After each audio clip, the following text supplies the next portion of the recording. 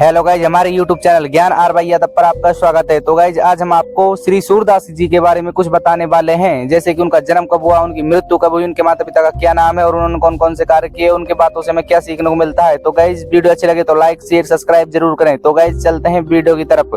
महाकवि श्री सूरदास का जन्म 1478 ईस्वी में रूणकथा क्षेत्र में हुआ था और यह गाँव मथुरा आगरा मार्ग के किनारे स्थित है। कुछ विद्वानों का कहना है सूरदास का जन्म दिल्ली के पास सिही नामक स्थान पर निर्धन सारस्वत ब्राह्मण परिवार में हुआ था। सूरदास का बचपन का नाम मदन मोहन था। सूरदास के पिता रामदास बैरागी प्रसिद्ध गायक थे। सूरदास के जन्मांध होने के विषय में अनेक भ्रांतियां हैं। प्रारंभ में सूरदास आगरा के समीप गांव घाट पर रहते थे।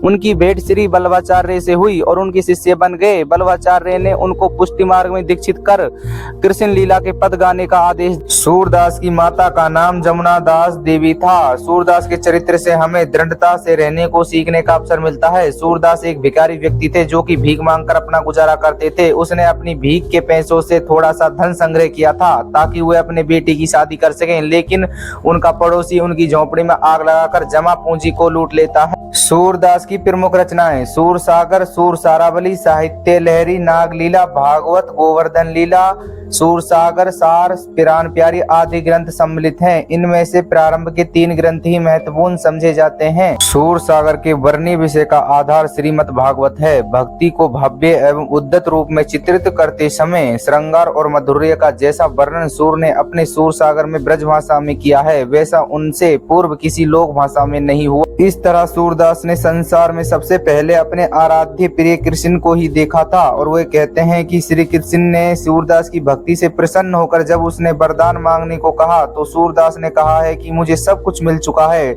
आप फिर से मुझे अंधा कर दें। और वे कृष्ण के अलावा अन्य किसी को नहीं देखना चाहते थे। जैसे कि श्री कृष्ण ने उनकी आंखों को छुआ और सूरदास की दृष्टि वापस आ गई। उन्होंने कृष्ण को देखा और कृष्ण से कहा, मुझे अब इस दर्शन की आवश्यकता नहीं है। जिन आंखों से श्री कृष्ण को देख लिया, अब मैं उन आंखों से किसी और को नहीं देखना चाहता। यह सूरदास कहते थे। सूरदास ने मन को दुष्ट और पापी लोगों की संगति छोड़ने के लिए कहा। सूरदास का कहना है कि ऐसे लोगों की संगति में अज्ञानता उत्पन्न होती है, जिससे काम, क्रोध, मत, मोह और लोभ के माया जाल में मन फंस कर रह जाता है, जिससे कि ईश्वर की भक्ति में रुकावट आती है। सूरदास जी ने गुरु बल्लभाचार्य से शिक्षा ली। गौ घाट पर उनकी भेंट श्री बल्लभाचार्य से हुई और बाद में वे उनके शिष्य बन गए। महाकवि सूरदास ने बल्लभाचार्य से भक्ति की दीक्षा प्राप्त की। श्री बल्लभाचार्य ने सूरदास जी को सही मार्गदर्शन देकर श्री कृष्ण की भक्ति के लिए प्रेरित किया। हिंदी साहित्य के सर्वश्रेष्ठ कवि सूरदास जी द्वारा रचित सूरसारावली इनके प्रसिद्ध ग्रंथों में से एक है, जिनमें उन्होंने 1160 छंदों का वर्णन शानदार तरीके से किया है। आपको बता दें कि महाकवि सूरदास जी ने अपने इस मशहूर ग्रंथ की रचना अपनी वृद्ध अवस्था में की थी। जब वे 67 साल के थे तब उन्होंने सूरसारावली को लिखा था। सूरसागर के लगभग 1 लाख पद होने की बात कही जाती है, किंतु वर्तमान संस्करणों में लगभग 5000 पद ही मिलते हैं। विभिन्न स्थानों पर इनकी 100 से भी अधिक प्रतिलिपियां प्राप्त हुई हैं। इनमें से प्राचीनतम प्रतिलिपि नाथद्वार मेवाड़ के सरस्वती भंडार में सुरक्षित पाई गई। कवि सूरदास हिंदी साहित्य में अपना मूल्यवान योगदान दिया। उन्होंने अपनी रचनाओं को ब्रज भाषा से रचकर कृष्ण की लीलाओं का वर्णन किया। सूरदास इसी के लिए प्रसिद्ध हैं क्योंकि उन्होंने नेत्रहीन होते हुए भी महान ग्रंथों एवं काव्य खंडों की रचना की। विवाह कहा जाता है कि सूरदास जी ने अपना विवाह किया था। हालांकि इनके विवाह को लेकर कोई साक्ष्य प्राप्त नहीं हुए, लेकिन फिर भी इनकी पत्नी का नाम रत्नावली माना गया है। कहा जाता है कि संसार के विरक्त होने से पहले सूरदास जी अपने परिवार के साथ जीवन व्यतीत करते थे। सूरदास की रचनाओं में कृष्ण के प्रति अटूट प्रेम और भक्ति का वर्णन मिलता है। इन रचनाओं में वात्सल्य रस, शांत रस और श्रृंगार रस शामिल है। सूरदास अपनी ही कल्पनाओं के माध्यम से कृष्ण के अद्भुत वात्सल्य स्वरूप और सुंदर रूप, उनकी दिव्यता का वर्णन किया है। उनके अलावा सूरदास ने उनकी बाल लीला का भी वर्णन किया। कहा जाता है कि श्री कृष्ण को नारंगी और पीला रंग सबसे ज्यादा पसंद है, इसलिए सूरदास कभी भी पूजा करते थे तो नारंगी और पीला कपड़ा ही पहनकर पूजा किया करते थे। महात्मा सूरदास ने अपना सर्वोच्च कृष्ण के चरणों में समर्पित कर पुष्टि मार्ग को अपनाया था। भगवान श्री कृष्ण परम ब्रह्म और दिव्य गुण संपूर्ण पुरुषोत्तम वह कृष्ण स्वयं प्रमेय हैं। उन्होंने प्रेम के वंशीभूत होकर ही ब्रह्म में अवतार लिया था। सूर ने अपनी महत्ता का प्रतिपादन करते हुए भक्त की विकलता, अभिलाषा एवं विविधता का सुंदर चित्रण किया है। सूरदास की भक्ति संख्य भाव की है, जिसमें भगवान के साथ भक्त का सखा भाव रहता है। सूरदास ने पुष्टि मार्गी सेवा भाव को अपनाते हुए भक्ति के तीनों रूपों गुरु सेवा, संत सेवा और प्रभु सेवा को अपनी भक्ति भावना में स्थान दिया।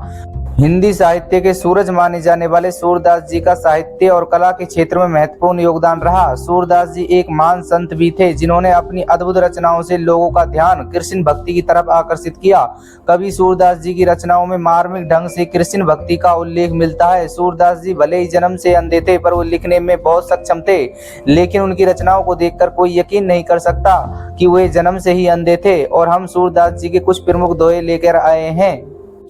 सूरदास जी का पहला दोहा। सूरदास स्वामी करुणामय बार बार बंदो ते ही पाई। इसका अर्थ है, उपर्युक्त दोहे में सूरदास जी कहते हैं कि जिस व्यक्ति पर भगवान श्री कृष्ण कृपा कर जाए तो उसका जीवन सफल हो जाता है। जीवन में सारे दुख कष्ट नष्ट दूर हो जाते हैं। अगर लंगड़े पर भगवान कृपा कर दे तो वह चलना क्या बड़े से बड़े पर्वतों को भी लांघ सकता है। और अंधे पर कृष्ण की कृपा हो जाए तो वह अपनी आंखों से इस सुंदर दुनिया का दृश्य भी देख सकता है। भगवान की कृपा से गूंगे भी बोल सकते हैं और गरीबों का जीवन भी खुशियों में बदल सकता है। ऐसे दयालु भगवान श्री कृष्ण हैं। सूरदास जयंती का दिन भगवान श्री कृष्ण का उपासक और महान संत सूरदास के जन्मोत्सव के रूप में मनाया जाता है। संत सूरदास जन्म से ही दृष्टिहीन थे, लेकिन भगवान श्री कृष्ण की भक्ति उनमें इस प्रकार समाहित थी कि श्री कृष्ण ने उन्हें अंतर्मन में आकर दर्शन दिए थे। और सूरदास अनेकों मधुर गीतों की रचना की है। उनकी रचनाओं में से एक सूर सागर विश्व भर में प्रसिद्ध मानी जाती है।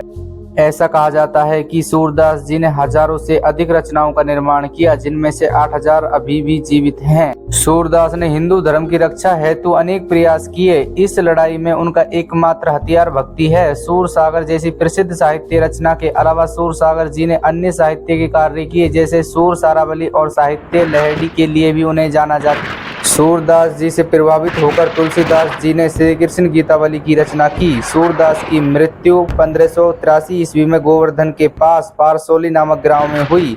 तो गाइज वीडियो अच्छी लगी हो तो लाइक शेयर सब्सक्राइब जरूर करें। तो गाइज मिलता हूँ अगली वीडियो में। Bye bye.